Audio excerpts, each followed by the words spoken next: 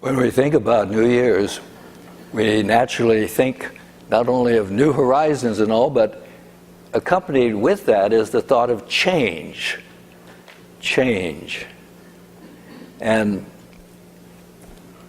I want to talk to you today about change because it's one of the most important elements of our lives. There are some things that are certain about life. One is taxes, one is death, and the other is change. I watched a TED Talk recently, and I wish I could have brought it back because unfortunately I didn't take notes on it, but as I recall it, it went something like this, that they had done a special survey. They're all experts in psychology and whatever, are always doing surveys, and they had done a survey of people and asked them if they expected over whatever this period of time was, do they expect change in their lives? And they said the average response was, no, not really. And they said, the funny thing, they didn't say the funny thing, it says the facts of life are, they're all going to experience change. Because they're all different kinds of change, and we're going to talk about some of those. But when I knew I wanted to share with you today on the subject of change, I thought of the poem of one of my favorite poets by the name of Dorothy Pierson. I'm serious, I always thought she was good, better than 99%. I didn't tell Jim Freeman that, who also was a poet, but anyway, Dorothy wrote, "Changes. Changes come that we may grow, sometimes fast, sometimes slow. We don't want to change, we say. We like our life in its patterned way, but wise we are to let it be, a growing time of good, a time to see that God governs His universe in love, supporting large and small, trusting in His guidance now. Let there be grace at change's call. For life is change, and change we must. So let us grow and change with trust." It's good. And the part I like especially in that was, she said, "Let there be grace at change's call." And I thought about that, and I thought, probably the best way I could think about that is to meet the changes in our life with the faculties of mind that we all have, the faculty of love and wisdom. Our capacity to respond to every change that comes in our life with love and wisdom. Indeed, it's essential to making our lives unfold in the wonderful ways that all change offers us the opportunity to do. I want to talk to you about 4 different kinds of change today. The first kind is what I call self-initiated change. That is, we sit down intellectually and we say things like, "I've worked this job so many years, I'm out of here." Or, "This relationship isn't working, I'm going to change it." Or maybe we look in our living room and say, "These drapes have been up there for 30 years, it's time I changed them." Those are intellectual decisions as we look at our lives. And I think of things like also changing waistlines, and I think that's a very common one at New Year's time. I told my daughter I was going to box up all the sweets I'd received over the holidays and send them to her. She screamed, "Don't you dare!" She said, "We're all in a mess here from all we've been eating of the terms of the sugar." So anyway, it's an important change. When we make such changes, they sometimes prove to be very good, and sometimes they don't work out so well. But whichever way it goes, when we make these kind of intellectual decisions in our life, our need to accompany the decision, and certainly the response, is with a sense of love and of wisdom, to allow us to work through whatever it is we have initiated as a change in our life intellectually. The second kind of change that comes to us is one that is initiated not by us, but by others, or so-called circumstances. we suddenly find ourselves having to change, not because we intellectually or emotionally chose to. Suddenly it's put upon us. And perhaps these kind of situations are the hardest to apply what Dorothy said: meet them in grace. And as I've suggested, meet them in love and with wisdom. That's not always easy. And as we view our year of 2017, I'm sure at one area of life we all think, what's coming next? And we can decide today we will meet it with love and wisdom. No finger pointing, no blaming, no all of this. Our job is to meet it with love and wisdom. I found myself thinking, I always give these lessons to myself, and I think, oh gosh, yeah, when I talk about change being put upon you someone else, I had a flashback to a night in my life early on. I think I've told you in the past that in my first marriage, I was the cause of the breakup of that marriage, but at the same time, I thought I had worked out the problem, and my wife took our new baby and went home to visit her parents. And I was home alone, and I got a phone call from my wife about 10 o'clock at night, and I said, "Hi, how are you?"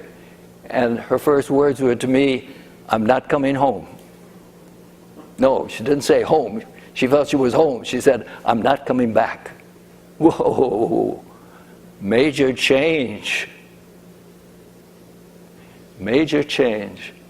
And I can say, fortunately, thanks to the kind of preparation that you have received and we received together in our work, I chose primarily, after getting over the shock and the sense of involvement and guilt about the whole process, I found myself responding at a level of love and wisdom, which asked me to try to understand the depth of the situation, and interestingly enough, to understand what Jesus said about this business of divorce. I'd never thought about it before. And so I started to read the Bible, and I found all sorts of things that Jesus had said or inferred about divorce. But in the process, I sort of kept reading in a depth regarding the Bible that I had never read before. I'd taken Bible courses in the Episcopal Church, but nothing of any great depth. But I was reading with a hunger and a hurt to really understand not only this thing of divorce, but now what is life about? And I suddenly realized that I was reading, and I said, I think this guy Jesus is telling us that we're all like him. And that was the beginning of my new life. Incredible. Probably the greatest shock I've ever had in my life, of somebody suddenly causing change in my life, was the turning point of my life. Had I kept on going in the path I was on, probably would have been a okay life, but not the kind of incredibly, wonderfully good life that I've had. So thank you to change, and thank you that I was fortunate enough to respond in grace. And so I say for our number 2, if there are any changes that come into our lives from somebody else, our only response needs to be, and must be, if you want to get the benefit of the change, you want to respond in love and wisdom, meaning make your responses all wise, not emotional, not out of hurt or out of disappointment, but out of wisdom. Then there's a third kind of change. So we have the first one, you initiate it. The second one, somebody else initiates it, or circumstances. The third change is initiated by the results of one's total commitment to an ideal or a goal. This may not be something that initially you might apply to yourself, but at the same time it's a very real one, and some of you may have already experienced in your life. And that is, when you give yourself totally, wholeheartedly to an idea, a goal, an objective. Through the power of consciousness, that intensity toward that idea will put that idea to work in your life to effect circumstances and changes to lift you or carry you to the fulfillment of your goal. It's a process that you can find related in the stories of many of our, in quotes, great people.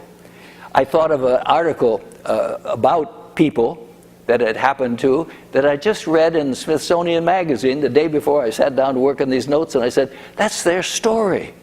It was a story about a gentleman named Jack Davis and Sharon Stocker, who are archaeologists from the University of Cincinnati. Like probably all archaeologists, now I got it. Like all archaeologists, the greatest goal they have is, I want to be a part of a great discovery.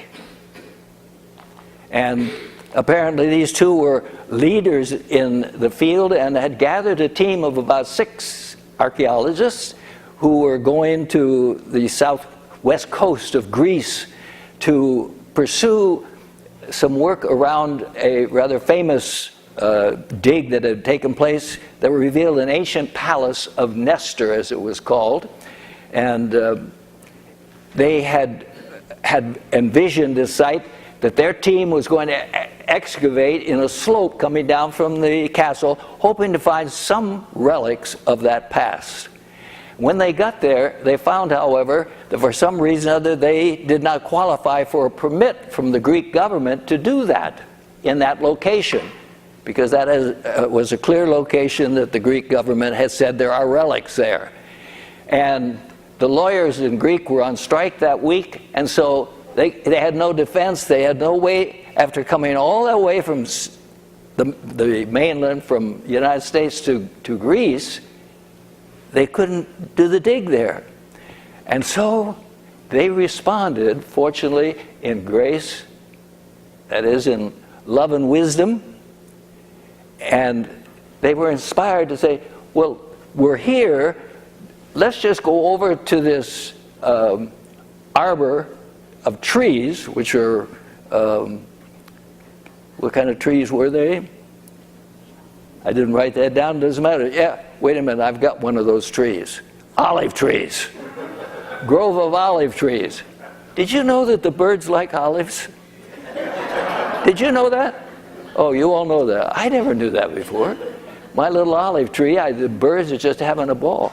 Anyway, these folks were inspired to go to this grove of olive trees, and they looked through there and they found one place where there were 3 large rocks just sort of stuck together, and they thought, that might be a wall or something from the past. So they started their dig there. And lo and behold, they hit one of the biggest findings that anyone has ever made in that field of discovery. And it was filled with gold masks and gold rings and all sorts of things, but more importantly, it was someone who clearly made a connection between the what were they? Wait a minute, I got it here. Mycenaeans. The Mycenaeans were the Greeks, and the Minoans who were on the island of Crete. There are 2 different civilizations, but in general, historians have always thought we came from the Greek culture. That's where Western civilization really got its rise. But because of what they found in that grave, they realized it was really a mixture of the 2 cultures, Minoan and the other. And so they have literally, by that find, changed our understanding of the beginnings of Western civilization. Whoa! Did they do something big? They did. Now, they could have gotten mad as all get out and decided, because they couldn't do their dig there, They were going to go home, but boy, were they going to let people know how unhappy and what it cost them to do this and all the other kind of negative things they could do.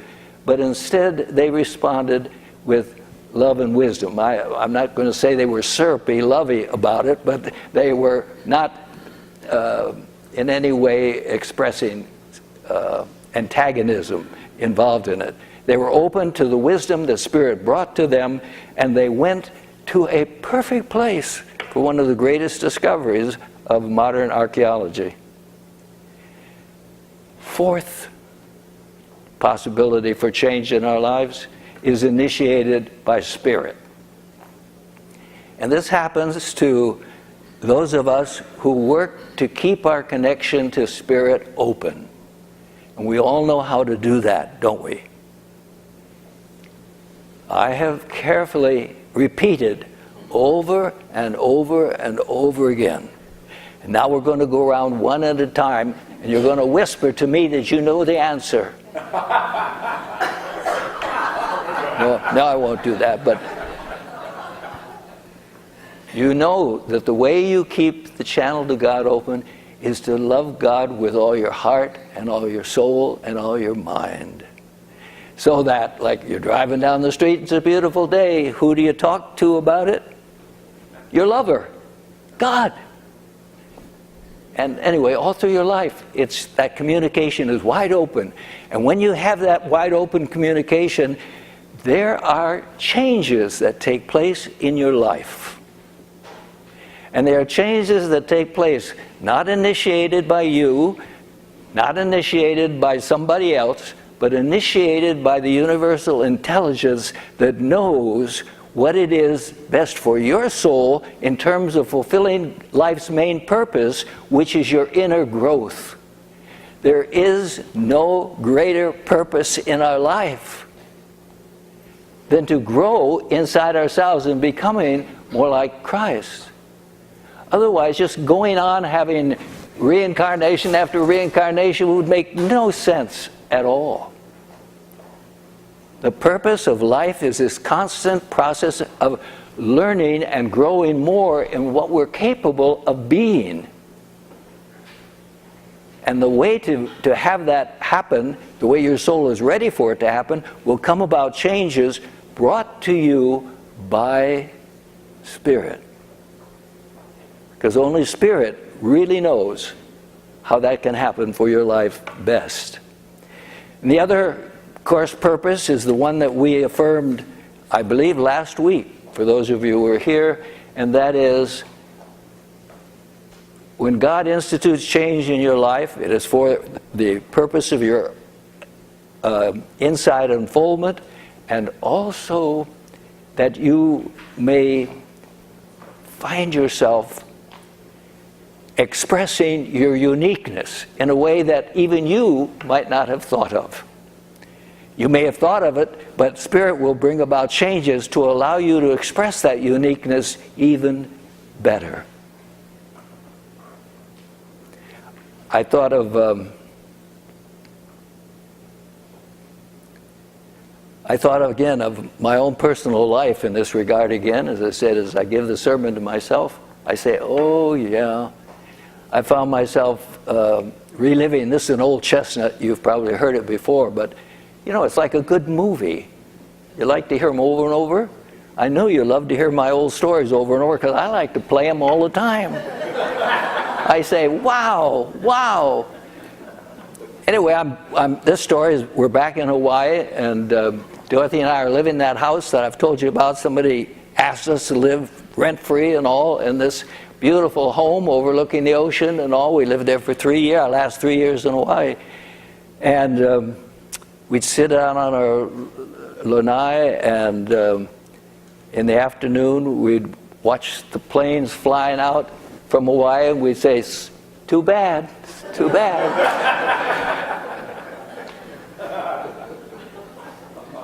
And then nighttime would come, and the lights would start to sparkle down below us, and Waialae Country Club was down there, and the Kahala Hilton Hotel, and it was just beautiful at night. And of course, then the stars would be magnificent in Hawaii, as they are. And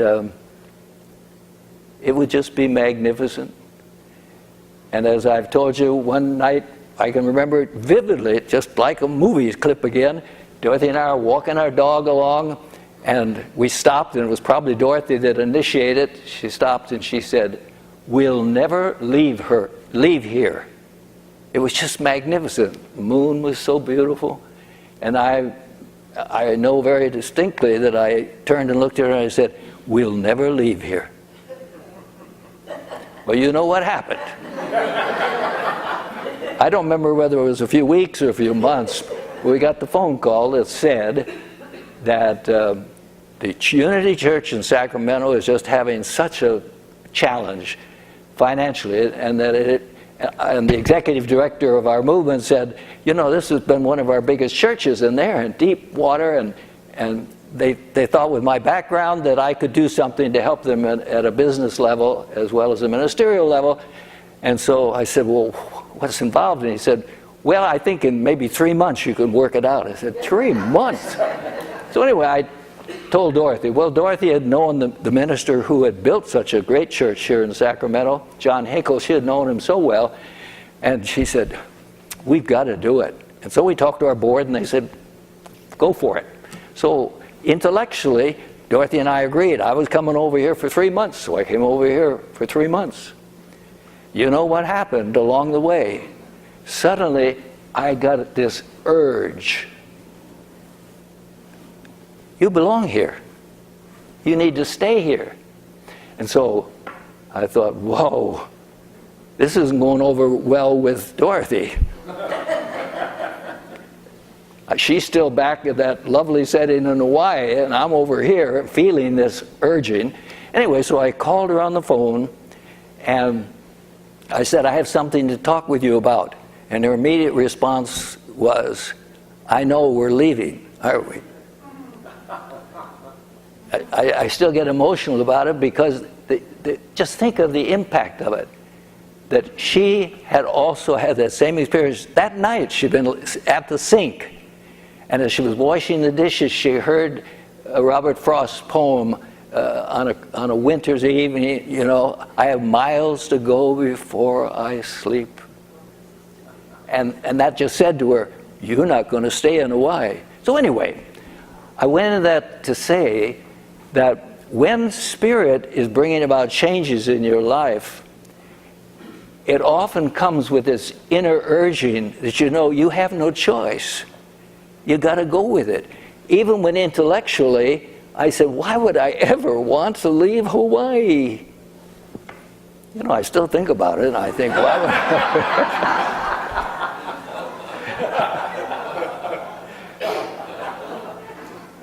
I mean, the weather hardly fluctuates at all. Anyway, when you put your life in the hands of Spirit, which is merely to love God with all your heart and soul and mind, saying, "Here am I. Use my talents, use whatever I am," and Spirit always knows how to use you. It will use you. And I, again, working just for this particular lesson, I thought, you know, it is so true. Dorothy and I are sort of uniquely equipped to do television. We had a radio program in Hawaii, but, you know, radio's good, but not like television. And so I found myself thinking, if God was trying to use our talents, Dorothy was a natural for television. You know, she had gone to college to go on the stage. You all knew she was a super actress, didn't you? She acted like she loved me, but...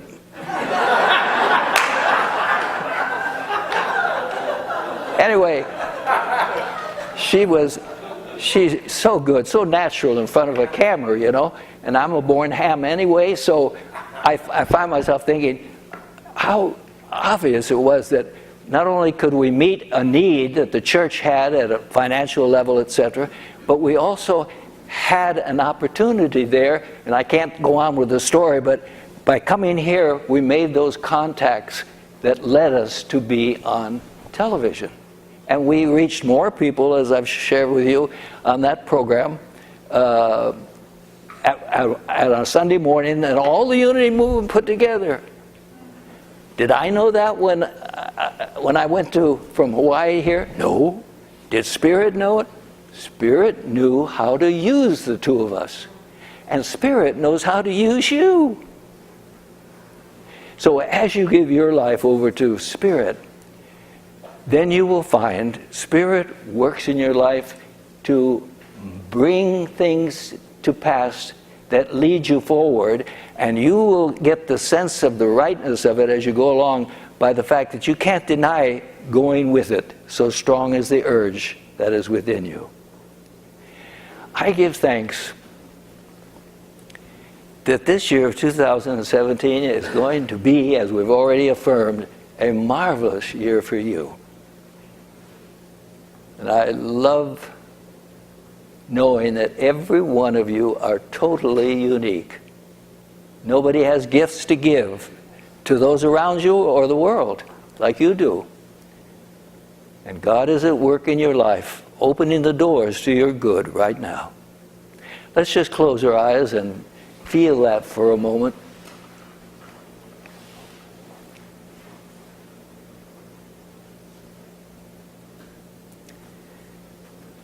Oh, blessed presence, we give thanks for the wonder of the lives we live. And most especially, we give thanks for your constant willingness to guide us, to open doors for us, to make life easy and beautiful. Thank you for the love and wisdom to meet every change in our life well. Thank you, God. Amen.